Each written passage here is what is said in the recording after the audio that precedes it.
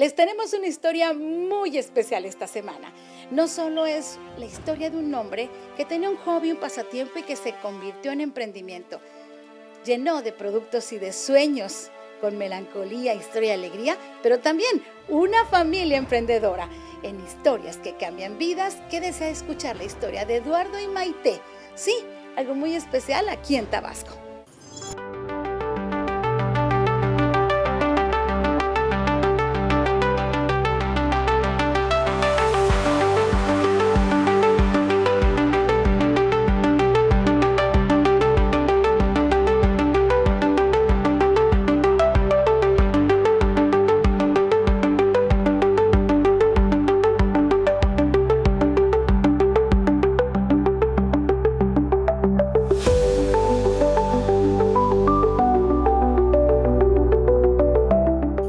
Vamos a platicar con Maite Romero y Eduardo Petrikovsky, quienes hoy tienen un emprendimiento y vamos a conocer su historia. Eduardo, por favor, platícame cómo inició tu hobby, tu pasatiempo y cómo fue evolucionando hasta tener ya un lugar establecido en Villahermosa. Bueno, pues todo inicia cuando yo tenía aproximadamente como 8 o 9 años. Yo tenía un vecino que le gustaban los cómics. Y él de alguna otra forma me fue mostrando más este mundo de los cómics a través de historietas como Superman y El Hombre Araña, pero realmente es con El Hombre Araña con el que yo me engancho y es lo que yo empiezo a coleccionar de manera personal y realmente de ahí empieza mi recorrido como coleccionista de cómics y aficionado. Dentro de todo eso pues también veía algunas historietas nacionales como Simón Simonazo y un poquito de Calimán, a lo mejor no tanto porque era como que un poquito más serio, pero pues así es como inicia realmente, ¿no? A través de los años me empiezo de alguna otra forma como a involucrar más allá de lo que son los cómics, porque dentro de las mismas historietas había que mandaba uno sus cartas, había noticias especiales. Es así como me empiezo a dar cuenta que en la Ciudad de México empiezan a existir el concepto de las tiendas de cómics.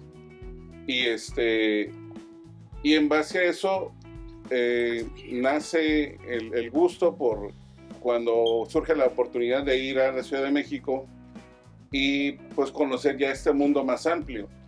La situación ahí es que en la Ciudad de México, o bueno, en México en general, solamente se editaban 3 cómics, lo que era Batman, Superman y El Hombre Araña.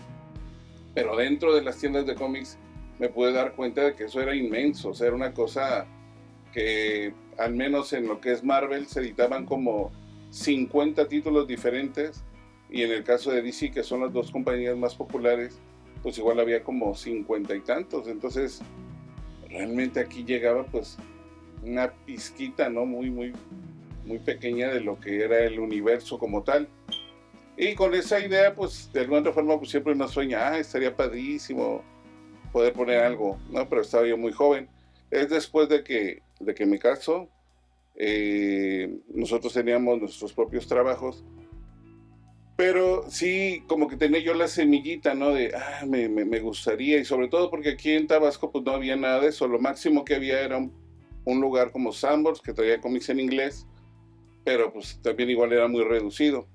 Y es así como nace la idea. Después de que nos casamos, yo empiezo a ahorrar, empiezo también en aquel entonces a tener un extra porque estábamos en una banda de rock, entonces empecé a juntar mi dinerito e inicia el primer negocio en Pajes Yergo, ahí más o menos a la altura del periódico Presente, en 1996. Cuando tú estabas con esta idea, pues yo creo que para conseguir una historieta era tan difícil y costoso, no me imagino otro tipo de productos. Pues realmente en ese entonces eran los cómics, o sea, como que no, o sea, ahorita ya el concepto es demasiado grande. Y dentro de las tiendas de cómics en la Ciudad de México, pues sí, también era muy grande, pero pues como que el gusto eran los cómics y ese era el punto principal. Cuando empezaste con estas revistas, y ya como negocio, ¿no te dio miedo? Porque pues tenías tus conocidos, pero que fuera a pegar en Tabasco. Curiosamente es algo con lo que no pensé mucho porque como que no era algo así de lo que yo pensaba de que ya iba a ser mi modus vivendi, ¿no? O sea, realmente fue como inquietud y por gusto y por adquirir también los títulos o historias que yo quería ver. Entonces, ¿cómo podría explicarlo? Fue más que nada sin pensarlo en si iba a pegar o no. Para mí, yo decía, con que esto dure 6 meses, me doy por bien servido. De hecho, originalmente por lo mismo de pensar que, bueno, para que dure cierto tiempo, empecé yo a meter revistas normales. O sea, había una sección que eran los cómics, que se traían en inglés, y estaban las Vanidades, Cosmopolitan, todo eso que tenían otra sección. ¿No? Pero curiosamente eso, al menos conmigo, nunca pegó. Entonces como a los 3 meses dije, no, pues ya para qué ando trayendo esto. Ya mejor lo quito y ya empecé a aprovechar ese espacio también para los cómics y otras cosas. ¿Ya conocías a Maite? Ya estábamos casados, de hecho. ¿Cuándo empezaste? Cuando empezamos. Oye, pero era época difícil entonces, ¿no? Porque es un gusto caro y para que empezara un negocio, pues también iba a ser más difícil. Pues teóricamente se supone que no debe ser un gusto caro porque por eso, o sea, los cómics deben costar realmente muy poco dinero. Por eso siento que en la época de los 70 tuvo mucha difusión en México y luego se cayó todo porque originalmente costaban lo que ahorita serían, no sé, 12 pesos, algo así. Pero cuando en el 92 se devalúa, eso porque medio me acuerdo, ¿no? Estaba yo muy chico. Se devaluó tanto el peso ante el dólar que pues muchos títulos salieron de circulación. O sea, en los 70s había como, no sé qué te diré, 25 títulos de cómics y todo fue reducido a 3, 4, 5, o sea, lo que quedó. Es que la industria papelera sufrió terriblemente pues no solo la inflación, sino la cuestión de la paridad del peso. Entonces ahí tuviste un gran problema. ¿Qué hiciste? Bueno, eso fue en el 92. O sea, yo pues ya tenía como 7, 8 años. Pero comprabas tus historietas. No, todavía no. Fue poquito después que ya empecé a comprarlos.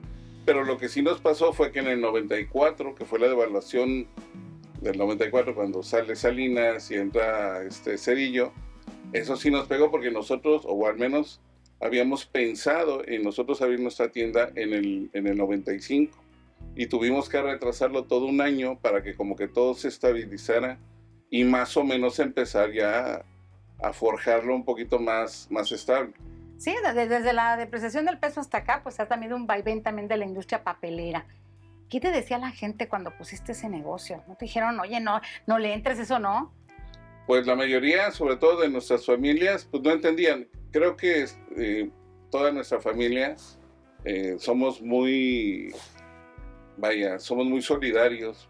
Y aunque no nos dijeron nada, ya después nos comentaron que sí, lo veían muy difícil y que no entendían realmente el concepto.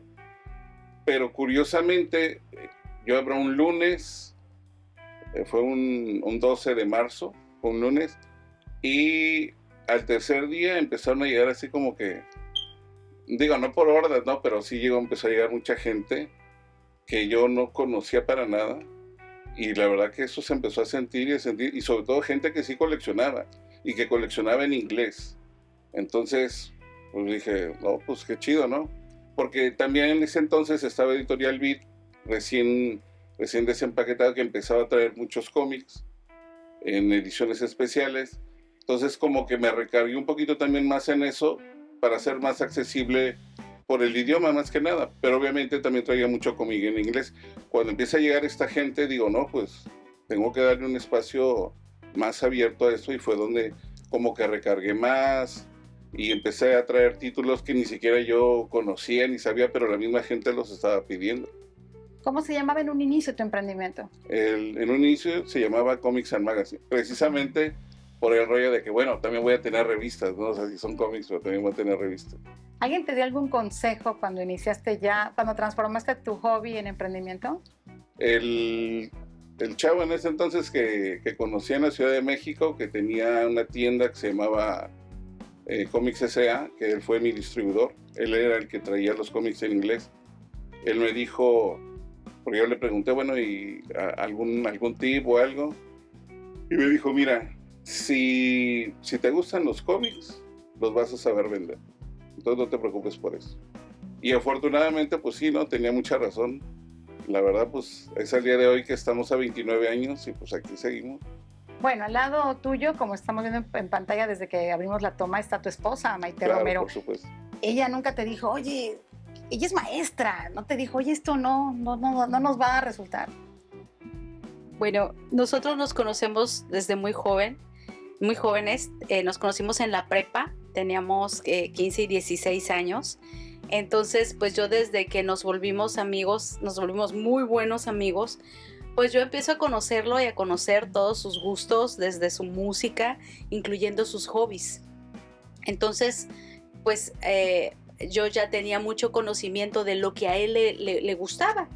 Y él siempre me ha platicado hasta el sol de hoy, siempre me cuenta todo, me dice cómo está, me explica las cosas. Entonces yo ya sabía, ¿no? Y pues luego después nos hicimos novios y pues ya con mayor razón estaba yo muy involucrada en sus actividades de todo tipo. Y cuando nosotros nos casamos y nos fuimos de luna de miel, fuimos precisamente a recorrer los lugares que a él le gustaban y él me enseñaba y me explicaba. Entonces, pues ya tenía yo mucho conocimiento de lo que él le ilusionaba a hacer algo así. Y pues en ese entonces también, afortunadamente, como él comenta, yo tenía mi trabajo. Por cierto, un detalle es que él abre la tienda en Pajes Yergo porque quedaba a una cuadra del colegio donde yo trabajaba. Sí. Entonces, para poder estar cerquita y vernos, él se puso cerquita y él tenía su trabajo, le estaba yendo muy bien con su banda. Entonces, realmente sí nace por un gusto y por un hobby, porque pues ambos teníamos nuestra manera de vivir, vaya, teníamos nuestros trabajos, pero era ese sueño, ¿no? Eso de quiero hacer esto, y él siempre ha sido así muy decidido en lo que le gusta y lo que quiere. Cuando te dijo, vamos a hacer negocio, ¿qué le dijiste? Vamos, sí, adelante, o sea, él es muy apasionado en todo lo que hace y tiene mucha magia en que hace que la gente comparta ese sentimiento, ¿no? Esa energía. Y la verdad es que pues sí, yo estaba plenamente así como que sí, lo hacemos, o sea, adelante. ¿Cómo han llevado esto como pareja en 30 años? Porque una cosa es la casa y otra cosa es el trabajo.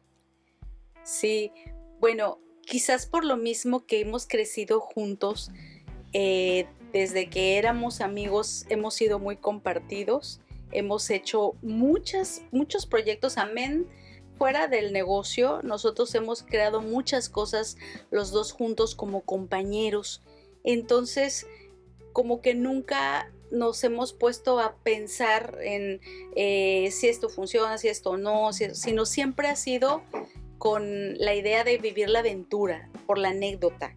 Y de hecho siempre decimos, para nosotros la banda siempre jala parejo. Entonces nosotros nos vamos, si sale bien, qué padre, y si no, pues nos quedó la experiencia. Entonces quizás el hecho de nunca decir, pues es tu responsabilidad, o mi responsabilidad, o tu culpa, o mi culpa, o tu dinero, o mi dinero, no, siempre ha sido nosotros, nuestro equipo. Todo lo consultamos. Yo creo que la base de todo, no nada más de un negocio, sino de una relación, es siempre la comunicación.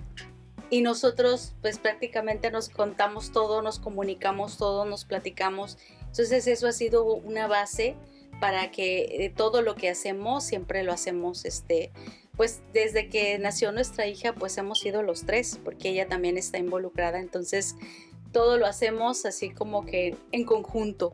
Vamos a hacer una pausa y seguiremos platicando con esta banda que se jala, Maite y Eduardo, y vamos a hablar precisamente cómo ha crecido su emprendimiento y su banda familia. Una pausa y volvemos. Continuamos con la charla con Maite y Eduardo, que juntos, desde un pasatiempo de un hobby, Lalo, se convirtió en un negocio, se convirtió en la vida juntos de ustedes. Ahorita vamos a platicar cómo la banda se ha extendido. Pero ¿en qué momento, Lalo, pasaste de los cómics, de las historietas, a tener variedades de productos y variedades de lugares donde estar?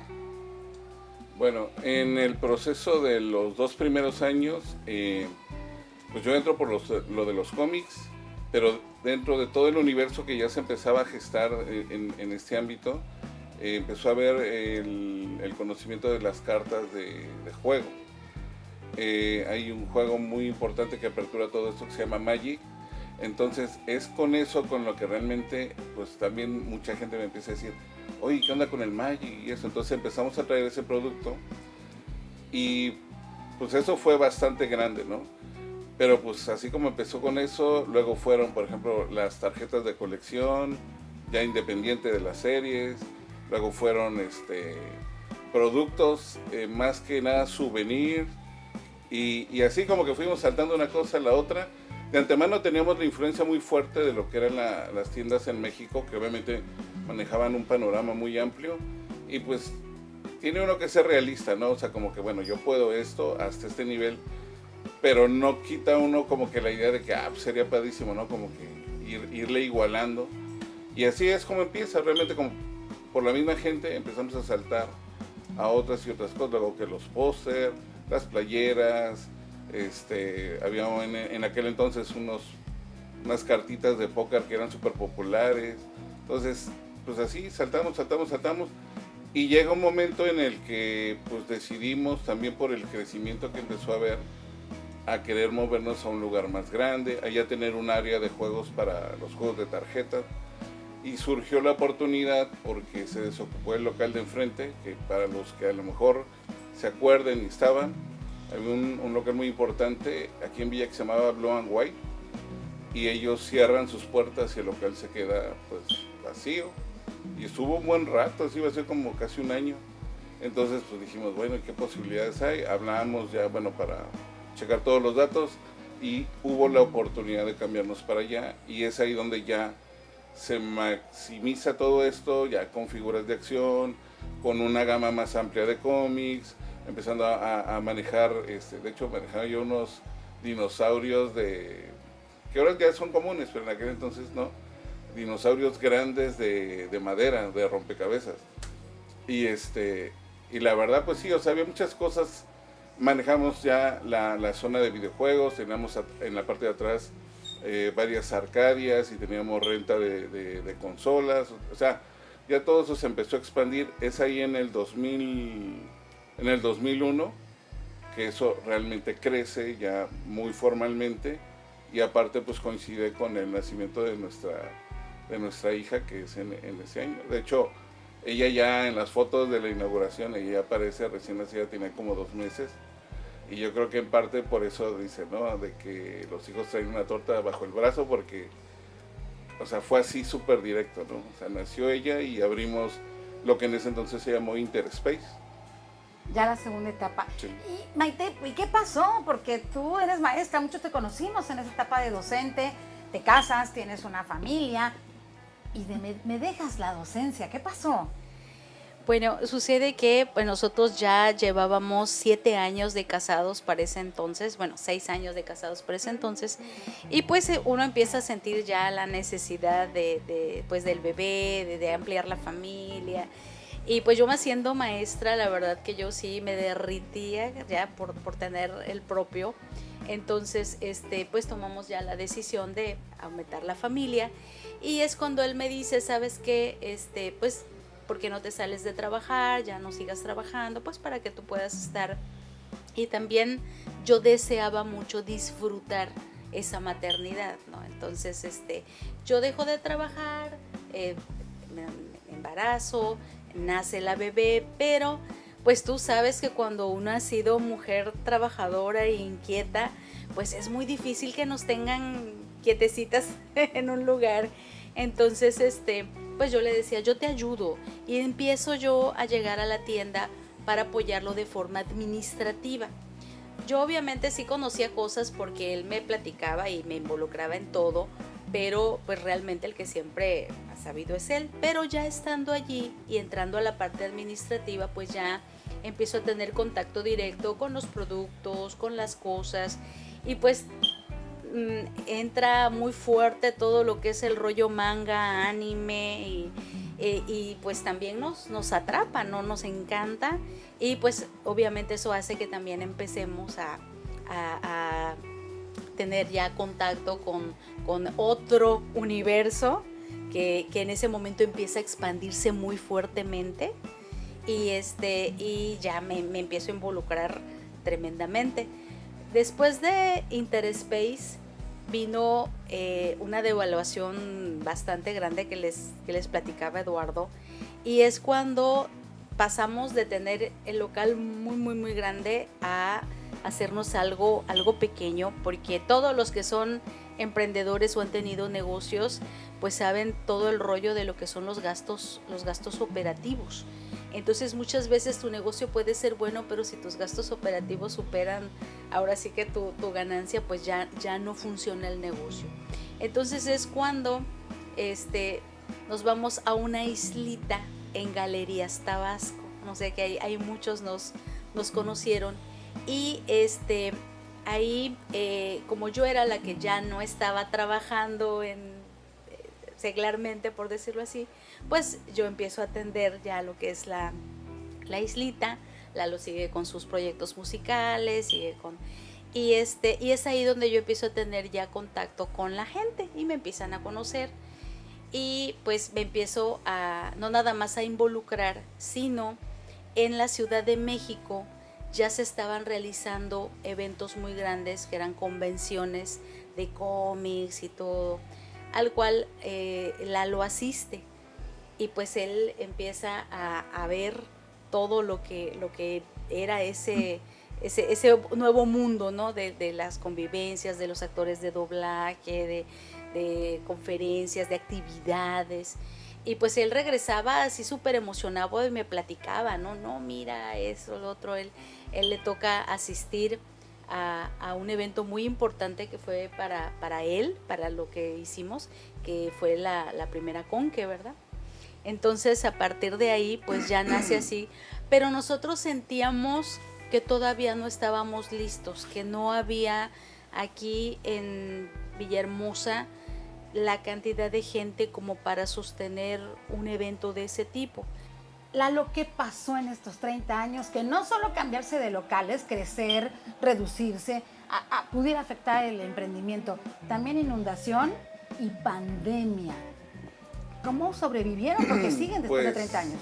Pues específicamente con el primer trancazo más así fuerte a nivel Tabasco, que fue la inundación, pues prácticamente nosotros de manera personal salimos corriendo, porque nosotros vivíamos en Lagunas, en el fraccionamiento Lagunas, y aunque no fue así tan severo por allá, pues sí, no, obviamente no íbamos a poder mantenernos, entonces salimos, y el momento en que nosotros salimos es cuando se rompen los márgenes del carrizal, y fue un caos.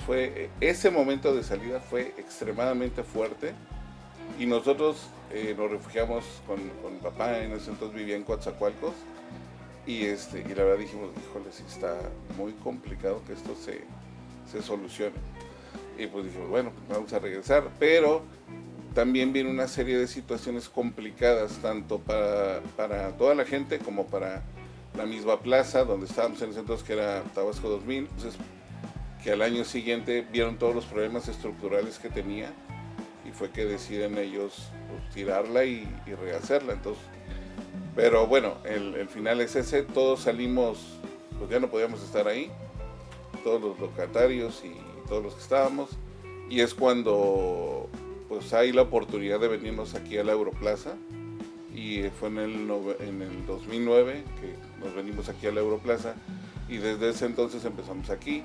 Todo empieza también de manera pues tranquila, con una isla, y pues buscando, ¿no?, que volver como que a remontar pues la situación.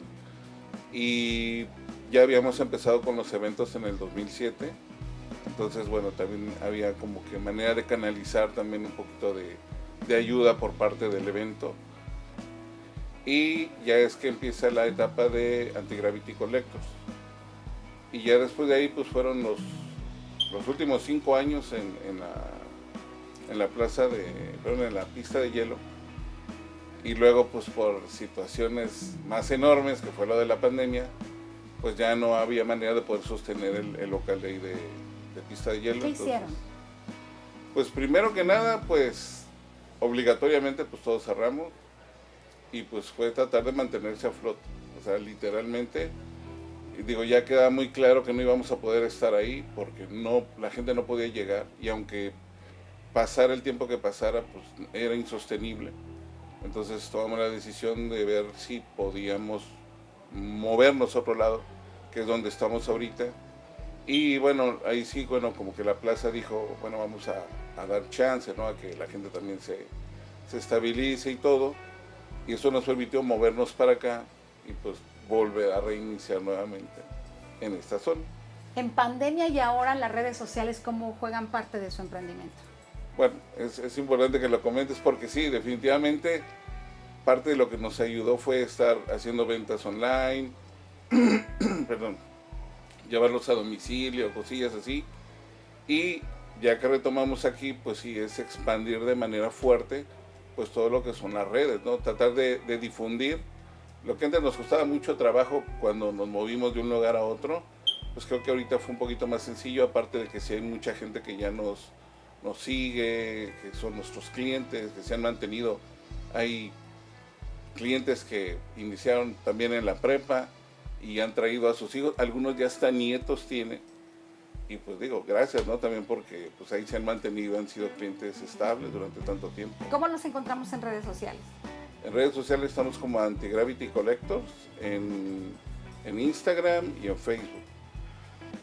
De un hobby, siendo niño, de un pasatiempo, como muchos niños están reuniendo álbumes, estampitas, revistas o que vienen con ustedes, ¿pensaste que iba a desarrollarse en todo esto? Tener una familia, una hija, ya que es maravillosa diseñadora y que está en activo con ustedes, ¿pensaste que esto iba a pasar?